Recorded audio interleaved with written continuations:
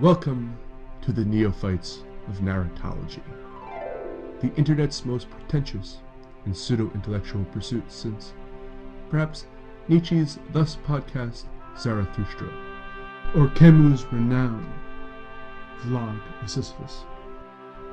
While lesser men aspire to stand on the shoulders of mere giants, we at the Lost Signals will accept nothing less than titans. So join us as we delve into the fundamentals of narrative nuance and critique the critics who proclaim to know the universal qualities of effective storytelling.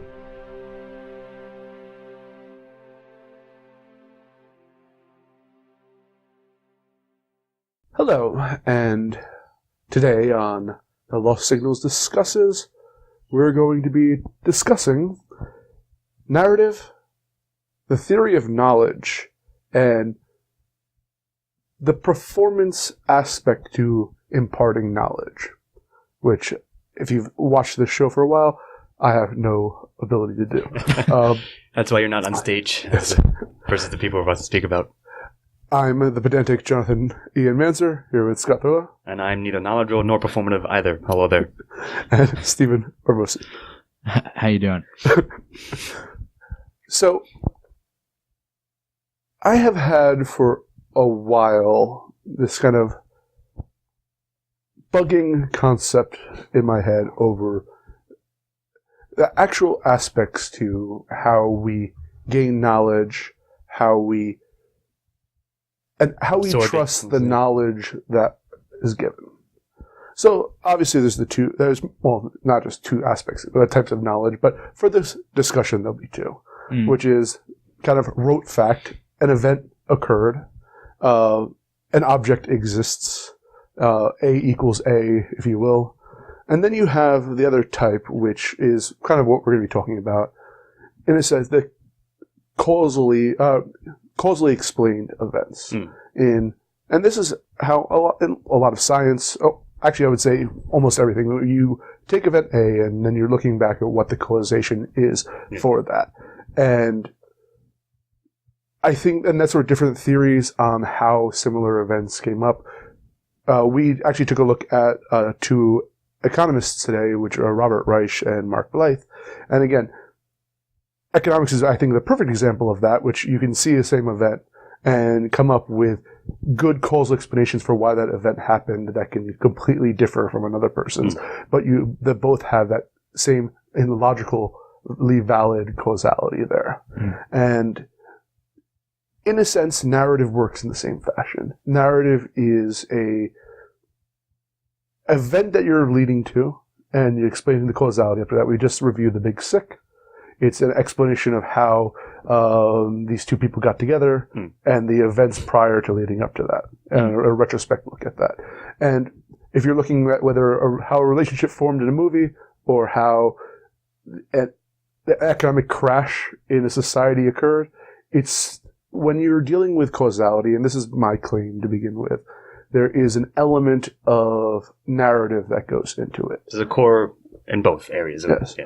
And that, because they're both, you have to create a story of causal explanation.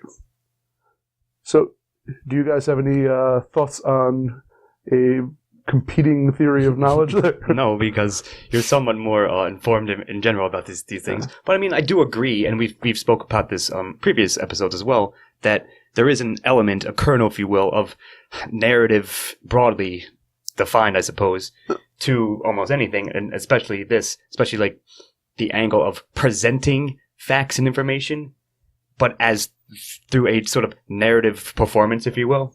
So, like, I agree with that. Like, I agree with what you said, like, generally. I don't have anything to rebut with, per se, but I think we're going to build upon it in a second. So I'll turn it over to Steve-O if you have anything to add. Yeah, I think that's a good starting point for us, in terms of this conversation. There's the ways that people present knowledge, I think, have a lot to do with, and something we're going to talk about more in depth, I think today is the ways that people present knowledge has a lot to do with how they are viewed by their the populations that they're trying to get their information out to. The two short videos, or the 1 hour presentation and the short video that we watched today, were good examples of two like charismatically given, one a speech and another just a video project basically. And I think that is important to getting your message out there, almost as important as the message itself. The message itself, yeah. Well, I'd like to go a little bit more abstract first. Why do I give credence to Mark Blythe and Robert Reich over Adam Smith or Ayn Rand or any of because they're both dead? I'm just kidding. And this is what I was thinking about. Why, what draws people into certain facets of knowledge? I think it has to do with, I think there's a lot to be said for making your work plain. Mm-hmm. If your theory depends on things that don't really make sense and you don't explain them, perhaps there's something, perhaps there's a reason that, for that. If you have a level of study above someone else, like I will trust, to use one of the people that we watched today, Mark Blythe over some guy on the street who says he knows about economics, because I know that Mark Blythe has spent his life studying. We've been told his credentials. He has looked ostensibly in his career for the truth as far as economics goes, or whatever he's working on at the time. So I think there are a bunch of different reasons that certain people get held to a higher regard than others. I also think that sometimes people are held to a high regard for the wrong reasons. However, if you're being truthful with yourself in that you are looking to gain the best and most accurate information that you can, then you want to find someone who you want to find an expert who A, makes sense to you, B, they show their work and their work is available for you to look at if you want to and if you want to cross check it, and C, someone who has spent the time, certainly more time than you, in trying to figure this stuff out. Now, there's also a celebrity aspect of this, or a charisma aspect to this, where the people that do those first three things that I mentioned, and there's probably a lot more that we could list, but the people that do those first three things, but are more charismatic than other people in their field, which I'm guessing that most economists aren't super charismatic. No offense to any economists out there listening, but this guy, prove us wrong. Mark Blythe, Robert Reich, they both did a great job in the videos that we saw today in getting their point across, not being too what's the word I'm looking for? Obtuse about it, and also adding a little bit of showmanship flair to it. Well, that's what I was going to get to real quick. The two things I would say, if you had the Occam's razor it down, the answer would be credibility and charisma, sort of mixed together. So it's always interesting to me that if you look at, again, we did Robert Reich and Mark Blythe. They're very charismatic. They're very interesting to listen to. And you have another physics field. You have Neil deGrasse Tyson. You had Carl Sagan. Brian Cox. Brian Cox, yeah, exactly. People that you Brian Greene. Want, that you're interested in, who make things accessible.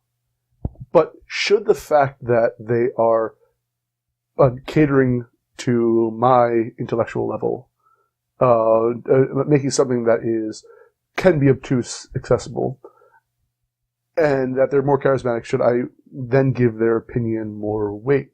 And it's weird that I do, and nor I was going to say most we probably do. I mean, you're saying, is it fair in that instance? I don't know if it isn't fair to an extent. I don't know if fair is really matters in this case. Maybe, does it? You certainly cannot know everything about physics, right? That's impossible. So if you have to Well, even they narrow don't down, know it. I know, of course. No, I'm saying no one in the world can know everything about physics. Right. So if you have to narrow down the way that you get your information, then especially if you're just like an armchair physicist, I'm not going out and reading like 100 physics textbooks next year. You know, like I'm sorry, I didn't mean to imply that I'm any kind of physicist, even an armchair one, but like, you know, if you have to narrow it down, there are aspects, there are ways that human beings just tend to do it. And if you, as someone who wants to get your work out there and maybe even make a little extra cash on the side or whatever through like doing YouTube videos or whatever, if you are naturally more charismatic, then you just have a leg up. It's not about it being fair. All right. I guess maybe you got hung up on that. Are we giving more credence to demagoguery than to actual achievement? For instance, I tried to read A Brief History of Time, and maybe got half a chapter in before it was way over my head. But I can listen to Neil deGrasse Tyson speak, and maybe that's. I'm trying to. Because I think the reason I want to do economists here is that physics, for the majority part, they're on the same page, or at least within the same realm. There are completely varying theories of economics out there that can. So when I listen to different economists in my studies, I often actually have this. I think it's a poor phenomenon. It's my gut instinct. That's kind of what I was going to get into. So, if you don't mind, go ahead. Fine. It seems like you didn't like my use of the word fair, but I don't want to get hung up on it. Is it fair for you to criticize my use of the word fair? Doesn't matter. I think that the question you were asking before that is that like you might just naturally / subconsciously, automatically, in a sense, trust the information from such a person more because of just natural bias, perhaps. Like you said, so are we putting more credence to demagoguery versus facts per se? Maybe, but you almost might not be able to help it. But I think it goes back to what we originally said, that you, at least in this instance, you can check the credibility of the source facts being presented to you, however charismatically or not, by whatever person. Right. And I think that's... I think whether or not they align with your own interests and beliefs. If you are really interested in whatever it is, because this goes for any, you know, philosophy, any field really that there are experts in, even like sports or whatever. Like if you're really interested in that topic and you really want to dig into it, you can go find a bunch of people that wrote books and probably shit at talking, you know, like it's just that most people won't do that. So you get kind of the overview from these guys who have their venue, which is, for better or for worse, the mass, the means of mass infiltration into society. You know, like video is way more accessible. A lot more hours of video are watched than hours spent reading books, I would say, in this country. If all causally linked knowledge is a narrative, whether you're explaining how the tides work, whether you're explaining how best to deal with unemployment, or what's the best political thing to do, it seems to me that what we're deciding is, if it's all narrative, it's those that entertain the best, telling the story in the best, tell the best story that presented, have a leg up on the, not the validity of the argument, but the spreading. Or there's a term I want to use for that. I can't think of right now. The diffusion of it, diffusion of perhaps. their knowledge. Yes.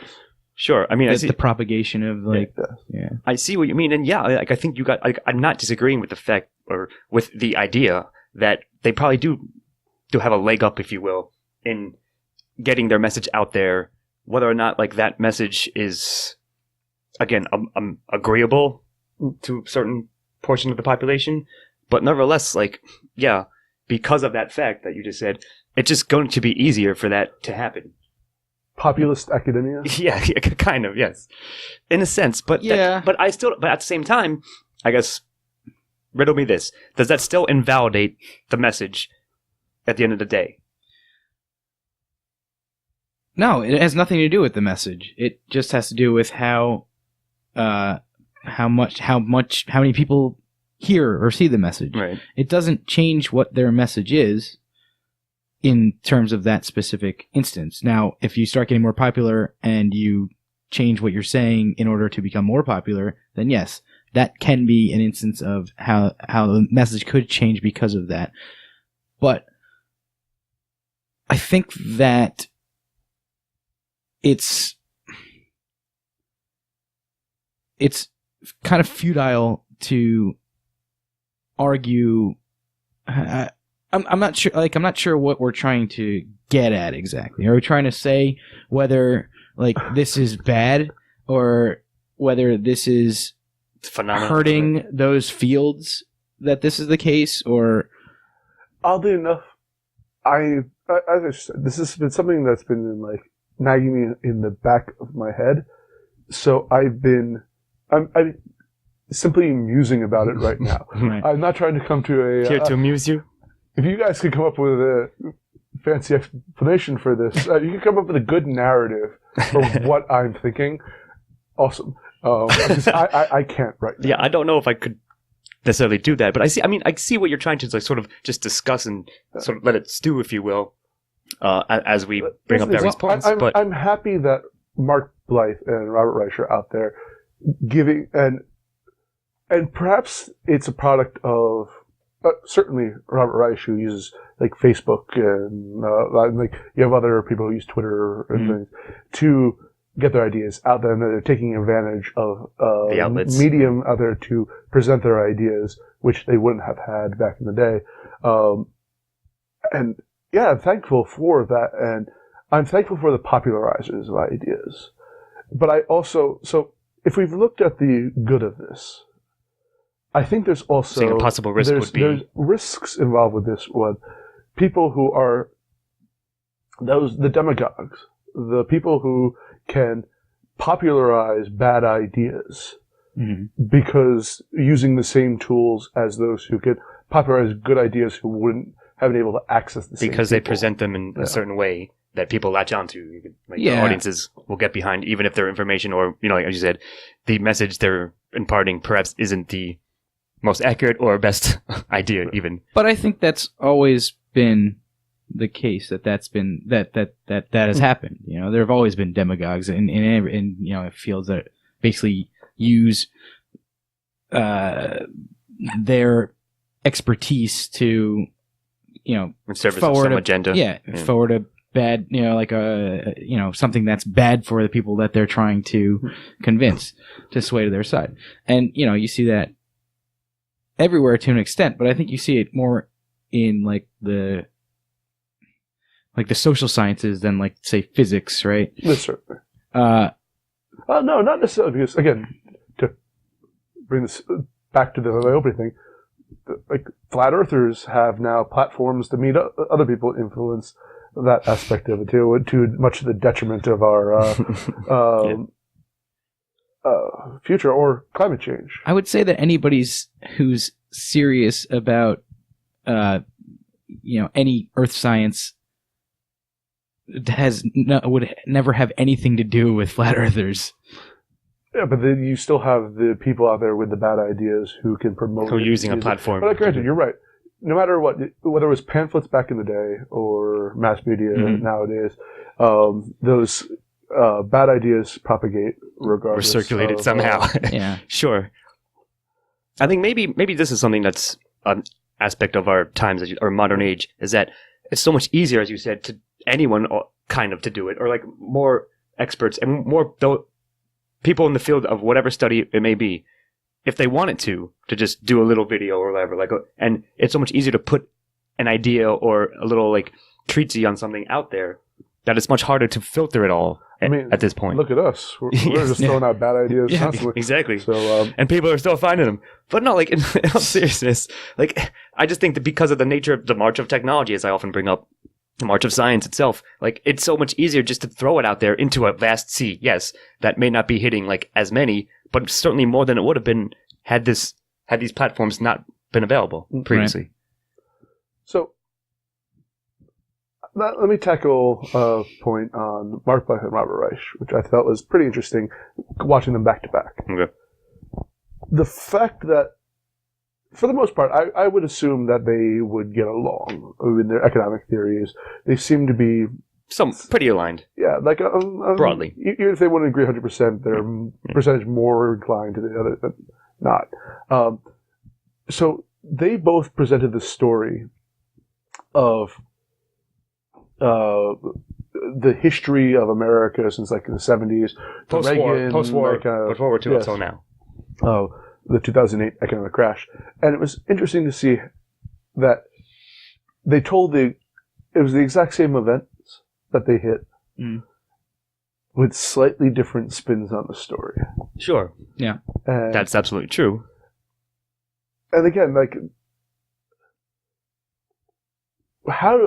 this goes back to my kind of like theory about giving credence to one over the other. Like, they're very similar.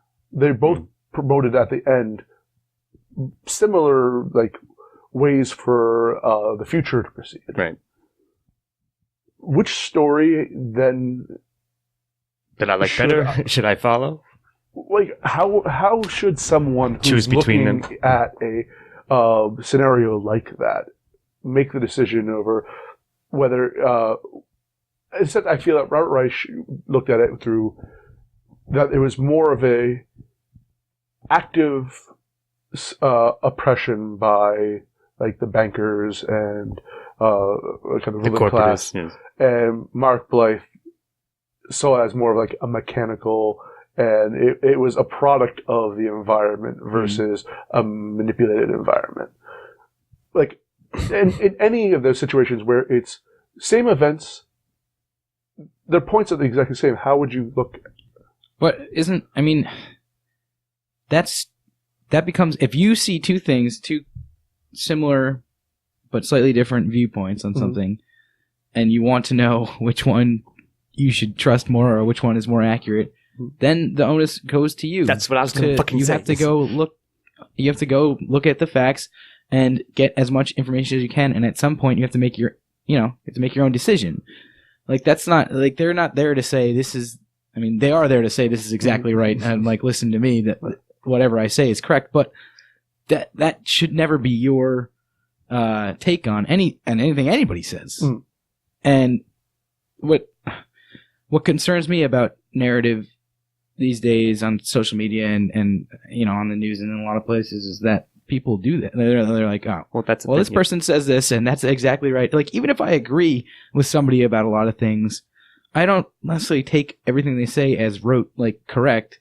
I may speak about it in terms of that, but if I get new information that changes my mind or changes the way that I look at something, then I will adapt the way that I think about it, and I'll say, look, there are some pretty good parts of this that I thought of this narrative, but I think that it gets it wrong here, and like, here's information that I found that I filled in there that I think is wrong. Yeah, no, I was going to answer your question with, that seems like a trick question unto itself, because why should I be forced to choose between two presented viewpoints without doing any other further research, right? So I think you sort of wanted to ask more like, if I'm going to choose one, what factors like decide who I follow, who I like trust, in quotes, more? Yes, I would say that's because I agree, and I think that even further research cannot clear up. Perhaps it even adds. Will increase the problems. Sure, like, I get that too, but it's an now interesting question. I have 5 different interpretations of the same. Exactly, I get it. Story, but at least you have more information at hand in order which to judge from, which yes may make it more difficult because you're now handling. You have to sift through more of that. But nevertheless, like, if it comes down to it, I guess I'm going to go with the dude who I thought was most entertaining, or the person that was like gave the best presentation upon whatever X topic they're trying to purport. That also probably largely aligns with some like previous knowledge I agree with. Like, if I see someone charismatic, perhaps, that touting a point that I either know or think to be completely false or wrong, then it doesn't really matter how charismatic they are. They're never going to like really convince me. And I think that might be true, like, of humanity broadly in general. Yeah, I think that is the case, and it's an interesting, like, since we're talking about narrative, it's an interesting thing how we come to believe things, how we come to become entrenched in our views, and then at that point, there's almost no getting out of that. There's a theory, you can look this up later on your own, but do your own research. It's the backfire effect, about how once you become so entrenched in an idea, every time somebody tries to convince you that it's wrong, you'll just dig in deeper. Yeah. And this is the one issue. Again, as I said, I'm having a lot of I'm very big skeptical in everything anyway, and especially about my own knowledge. I always, when I hear someone talk about economically anarcho-capitalism, I have an instinctual cringe, and I'm repelled by it because it just doesn't logically fit in with the narrative that my life is special. When I hear Robert Reich or Mark Blythe, I don't always agree with them, but for the most part, it fits in with the narrative I've established, as you were mentioning. That's what you were saying. And then it goes down to my gut instinct is telling me this is more correct than this. And I am not George W. Bush. I don't trust my gut for facts. And this is really, again, I'm not going to provide any answers here because this has been crazy. I think that's... See, you're calling it your gut instinct, but especially knowing you, that's absolutely not the case. You have information that you already are carrying around with you before you have seen either of these two guys. Yes. So you have a built-up view of what this is. It's not your gut telling you it's right. It's your previous knowledge. Like confirmation bias. Yeah, well, that's what I was going to bring up. But you've also read the other side of it, right? So it's... to a degree, it is your confirmation bias, but it's not like you were just shutting out everything else other than this information. Yeah. You have run into these guys, and you're like, oh, because of the previous knowledge that I have, I agree with them. And because they align and they're entertaining presenters. I think that might be, like I said, just a broad thing that's true of human social interaction in general when imparting, skills or just knowledge in general from one group to another. You're right. I don't know how to answer it for you either. I'm not sure if there is an exact answer per se. It's certainly interesting to think about, to bring up, and maybe just anybody out there listening, watching, sort of consider it more yourselves when you're confronted with this stuff or presented with it, and maybe use that to quite this this person is telling a story about X topic, presenting Y facts. Be aware though that they are in fact somewhat performing a narrative. Mm-hmm. Yeah. As everyone, every time they give a talk or talk to someone else, every time you're in a conversation, you're performing a narrative, I guess I would say to juggle both. Be aware of that, but also, like you said, do your own actual factual research behind the scenes, if you will, and use what you have previously built up as knowledge to leverage against what you're being presented with. If you run into something that's newer or maybe, if not contradicts, updates it or sort of conflicts with what you have established yourself to believe. And I would briefly, I think... I would, since we haven't mentioned it yet, but I think we're loosely tying this into our unreliable narrator. Yes. It falls under that series, right? So, broadly. This will be the last one on that for now. The most difficult one to figure out. may do a different one later on, but we're not sure yet. But I think that what we were just talking about ties directly into the last episode we did with the Hulk Hogan thing. Gawker thing. The Gawker. That's what I couldn't remember. Yeah, the Gawker thing, and it's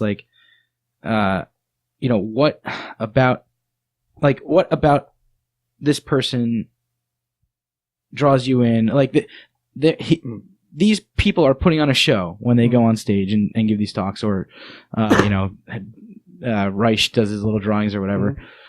He's putting on a show, so how much of him is put into that? And for these guys, I think it's quite a lot. I think they are aligned pretty well with their personas, but it's still different. It's not going to be the same person if you get into a conversation with Mark Blythe that he was on stage at that show, even though it'll be probably close. You'll probably talk about the same things.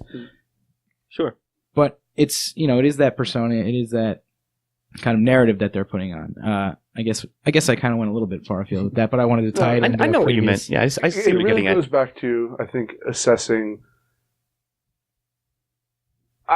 Everyone's an unreliable narrator in their way. Right. What is the agenda and bias behind what they're saying? Do I think that Mark Blythe and Art Reich are being honest actors? Where do I feel their biases are? And this is, I think, a really important term, especially for people you like and academics you admire. Discover through your own critical analysis all of their biases and all of their weaknesses, and take that into account When hearing their messages. Yep. Because no one is flawless. Right. And I respect and don't trust anyone. The truth is out there, and trust no one. Trust but verify. Yes. So, anyone else have any points? No, I think that Not really. Just it's pretty much food for thought, but it is interesting. spilling everything out of our brains into your living rooms. Yes. For your consideration. Yeah. Submit it for your approval, as always. Think about these kinds of things when you are next encountering, like we said, a presenter or any sort of similar thing that's feeding you information / knowledge. I'm going to be honest with my intentions for this. I didn't have anything grand to say, or at least nothing cohesive. He had no message himself. Except that I really do like Mark Blythe, and who's my favorite economist. And I also like Robert Reich. If you're not familiar with them, worth checking out. We're going to put some links in the description of this. I recommend it. It'll be Smart right there. guys. Yeah. I recommend Andrew Ryan. If you're listening, you have no idea what I just did, and I'm not going to tell you. All right, so I'm Jonathan Ian Manczur, and my solipsistic universe is run by an unreliable narrator. This is Scott Thurlow. And my favorite economist is Andrew Ryan, of course. See you next time. Steven Ormosi. Have a good one. This has been the Neophytes of Narratology. We hope that you've experienced an epiphany or two of the literary nature, but only metaphorically, of course. Editing and engineering by Jonathan Ian Manczur. Music by Christopher Morgan. Check us out on YouTube and iTunes for the shows, and on Facebook and Twitter for updates.